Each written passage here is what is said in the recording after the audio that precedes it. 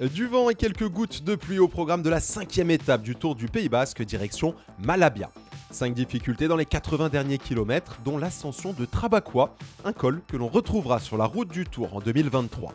Et une arrivée dont les Basques ont le secret, 500 ultimes mètres vertigineux à 17%. Avant l'arrivée des premières images, ils sont 7 à s'échapper en début d'étape, dont Peyo Bilbao, jugé trop dangereux au classement général, donc prié de se relever pour que l'échappée se développe.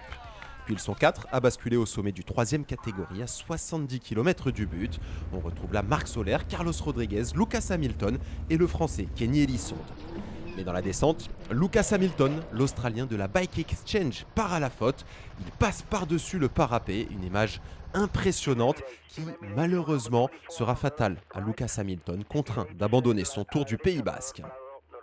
Derrière, vous l'avez vu, on collabore entre la Jumbo-Visma et la Quick-Step Alpha Vinyl pour maintenir l'écart. Devant, ils sont 3, puis finalement 2 parce que Kenny Elissonde ne parvient pas à suivre le rythme effréné imprimé par Marc Soler et Carlos Rodriguez. Et à 56 km de l'arrivée, les oreillettes fonctionnent. Carlos Rodriguez reçoit l'ordre de ne plus collaborer avec Marc Soler. Le Catalan est donc lancé dans un mano à mano en solitaire avec le peloton. On se relaie, on ne faiblit pas du côté du peloton et pourtant l'écart reste intéressant pour les deux hommes de l'échappée. Marc Soler qui réalise même un véritable numéro parce qu'il ne reçoit pas d'aide de la part de Carlos Rodriguez. Derrière, dans le groupe des favoris, dernière ascension, Carabieta, 6 km 800 à 5,4% et Remco Evenepoel essaye de forcer le verrou pour essayer de scinder ce groupe des favoris. Le Belge a de la suite dans les idées, il y parvient, il s'échappe en compagnie de 6 autres coureurs, Vingegaard, Vlasov, Martinez ou encore Enric Mas.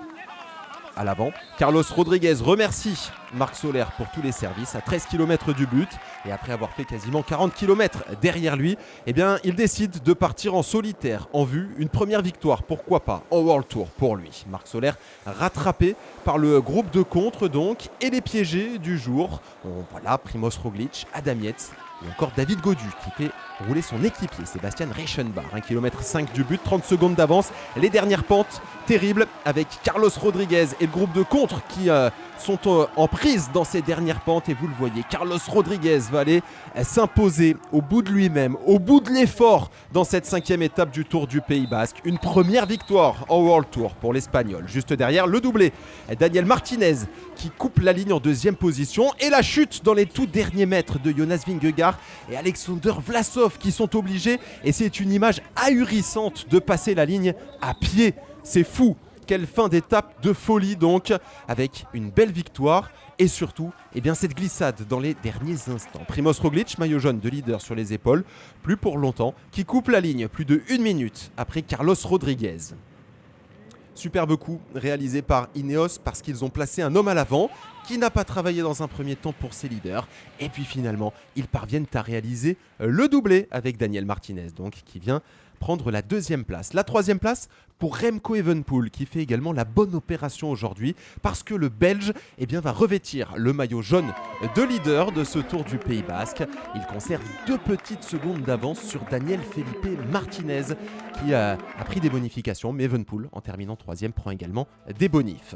Vous le voyez ce classement, Primoz Roglic qui rétrograde au 8e rang et ils sont 7 à se tenir en 37 secondes, ce qui permet de rêver pour la dernière étape qui s'annonce absolument éblouissante. Une dernière étape donc, une 6e et dernière étape qui prendra la direction de Araté avec sa traditionnelle arrivée au sommet.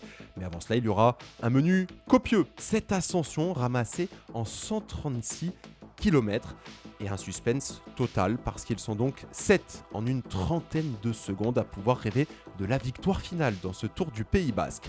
Soyez au rendez-vous parce que ça sera évidemment à retrouver sur GCN.